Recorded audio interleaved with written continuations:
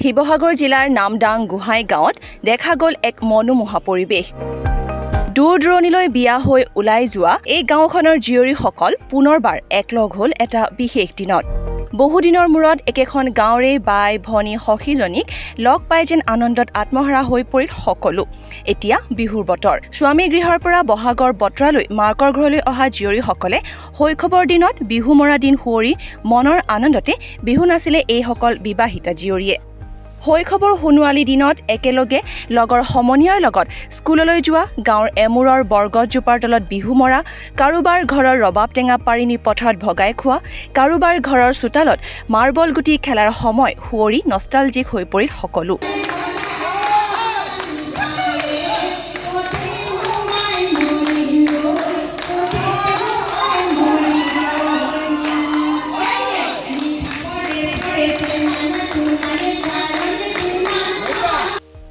এই নামদাং গোহাঁইগাঁও প্ৰেক্ষাগৃহত দুদিনীয়াকৈ আয়োজন কৰা হয় নপুৰণি বিবাহিতা জীয়ৰীৰ মিলন পৰ্ব শীৰ্ষক এক মনোজ্ঞ অনুষ্ঠান।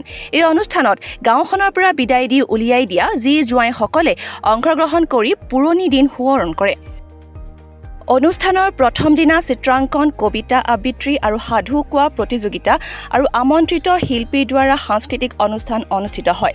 দ্বিতীয় দিনা মুকলি সভা আৰু জী জোঁৱাইসকলৰ চিনাকিৰ পৰ্বৰ লগতে বাৰেৰহণীয়া সাংস্কৃতিক অনুষ্ঠানৰ আয়োজন কৰা হয়। আচলতে সেই স্মৃতিবিলাক আমাক বহুত আজি মনলৈ আহিছে। যিহেতু আমি যেতিয়া আছিলোঁ তেতিয়া ইয়াত আমাৰ বয়সস্থ মানুহসকলে বিহু মাৰিছিলে আৰু যাক হুঁচৰি, সেই হুঁচৰিত তেতিয়া ছোৱালী নাছিলে আৰু গতিকে সেই বয়সস্থ মানুহবিলাকে এই নামঘৰ ভাগিৰ কাৰণে তেখেতলোকে ঘৰে ঘৰে হুঁচৰি গাই যিয়ে পইচা পাইছিলে আৰু সেই পইচাই তেখেতলোকে কি কৰিছিলে, নামঘৰ বনাইছিলে। আৰু আজি এই নামঘৰ ভাগি যে ইমান সুন্দৰৰূপে আছে, মোৰ বৰদেউতা নগেন বৰগোহাঁইদেৱৰ তেখেতৰ এটা বিৰাট অনুদান আছে। কোনো তেখেতলোকে পাৰিশ্ৰমিক নলৈছিলে। ভাল লাগিছে আজি ৰঞ্জিত বৰগোহাঁইকে প্ৰমুখ্য কৰি উদ্যোক্তা মণ্ডলীসকলে আজি আমাক ইমান এটা সুন্দৰ অনুষ্ঠান দিছে। আজি মই মোৰ বিয়া দিয়া 38 বছৰ হ'ল। এই 38 বছৰ পিছত আজি পুনৰ এই অনুষ্ঠানত এইখন মঞ্চত আমি উপস্থিত হ'বলৈ পাই নিজকে ধন্য মানিছোঁ। আৰু আজি আমি উপলব্ধি কৰিছোঁ যে বহুতো আমাৰ ইয়াৰ পৰা ওলাই যোৱা জীয়ৰী সকলো আমি সুখত আছে বুলি নাভাবোঁ।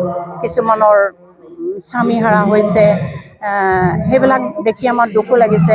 আৰু আমি আজি এটা অনুভৱ কৰিছোঁ যাতে আমি সেইসকল জীয়ৰী ঘৰলৈ গৈ আমি যাতে তেওঁলোকৰ সমভাগী হৈ তেওঁলোকক যাতে আমি সহায় হাত আগবঢ়াই পাৰোঁ, এই কথা মোৰ প্ৰতি মৰমে মই উপলব্ধি কৰিছোঁ। আমি নামদাং গোহাঁইগাঁৱৰ যিসকল জীয়াৰী আমি উলিয়াই দিছিলোঁ, তেখেতলোকক আমি এক কথা কৰাই চিন্তা চৰ্চা কৰিছিলোঁ আৰু তেখেতলোক আজি আমাৰ মাজত কিছুমান তেখেতলোক নাই, এই অনুষ্ঠানত জড়িত হ'ব নোৱাৰিলোঁ। অকালতে তেখেতলোক মৃত্যু হ'ল। তথাপিতো তেখেতলোকক আমি ইয়াৰ পৰাই শ্ৰদ্ধা জনাইছোঁ যাতে তেখেতলোকৰ চিৰযুগমীয়া হৈ থাকক, তেখেতলোকৰ আত্মাই যাতে তেখেতলোকৰ সদ্গতি পায়, আমি ইয়াৰ পৰাই তেওঁলোকৰ কামনা কৰিছোঁ। আৰু যিসকল জীয়াৰী ইয়াত আহিছে, আমাৰ যথেষ্টখিনি আজি আনন্দিত হৈছোঁ। আমি আজি এই প্লেনটো বনোৱা প্ৰায় এমাহমানৰ আগত প্ৰায় চিন্তা চৰ্চা কৰিছিলোঁ। প্ৰায় আগৰ চোৱাত আমি বিশেষ চিন্তা কৰা নাছিলোঁ। আজি এমাহমানতে চিন্তা চৰ্চা কৰি আমি এইখিনি আগুৱাই লৈ যাবলৈ সক্ষম হৈছোঁ। ইয়াত যথেষ্ট ৰাইজৰ সহায় সহযোগ আছিল।